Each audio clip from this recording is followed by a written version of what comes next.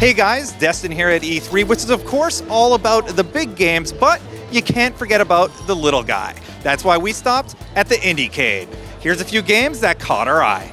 I'm here with Steve, and Steve has the game Scale on display. Steve, why don't you tell me a bit about it? Sure, it's an experimental puzzle platformer where I'm exploring the ramifications of what happens if you can scale objects in a 3D world up and down as much as you want with a couple of constraints added in for game design reasons. So there's sort of a finite amount of mass in the world, and you can scale things up as much as you want as long as you scale something else down to gather that scale juice.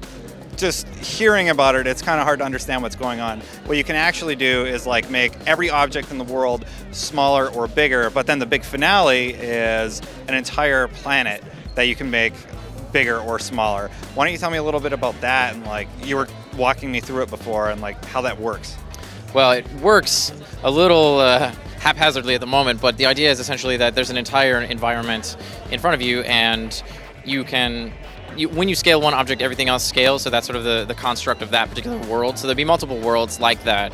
There'll be other worlds where there's different behaviors of scale, where like scale is tied to gravity. So if you have a moon that's orbiting the world and there's a city, the buildings of the city will sort of rise up to meet the moon as it comes around, kind of like the way that the moon causes the tides on Earth, but with scale. So then you could scale the moon up and down, and all of a sudden the buildings grow taller or smaller based on the gravity of the moon.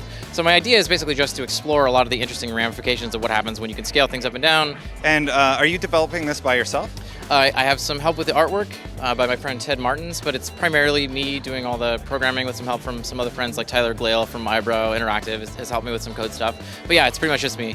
Well, it's really cool. Where can people find more information about it? There will be a site up at scale-game.com, but for right now, just steveswink.com. Excellent. We're here with Jesper, the producer on A Mother's Inferno, which seems to be like a nightmare-type sequence game. Why don't you tell us a little bit about it? Well, basically you have the role as a mother. You play the mother who's sitting in a train with your son, and suddenly the son is dragged away from you by mysterious forces. And basically the premise is go through hell and get your son back. Who is your entire team comprised of? Well, we were a team of 15 over a period of 6 weeks to produce this game. It was made by an academy called the Danish National Academy for Digital Interactive Entertainment to see how much of a game can you actually produce within 6 weeks. So yeah. And where can people find out more about this game? Well, it's available for free to download on amothersinferno.daddyugames.dk, and you can go and try it out there. And there's a lot of other interesting Daddy games. There are created 6 Daddy games each year, so you can go and try them out there. Yeah. Okay, excellent. Thank you. Okay, cool. And finally, we took a look at The Fourth Wall, developed by DigiPen. The Fourth Wall is a 2D puzzle platformer about screen wrap.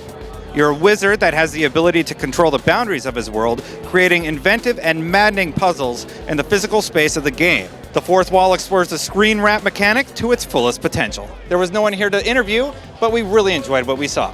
Remember, that was just a few of the games that we saw, but if you want to see more, go to IndieCade.com and support the little guys. For more on E3 2012, be sure to keep it on IGN.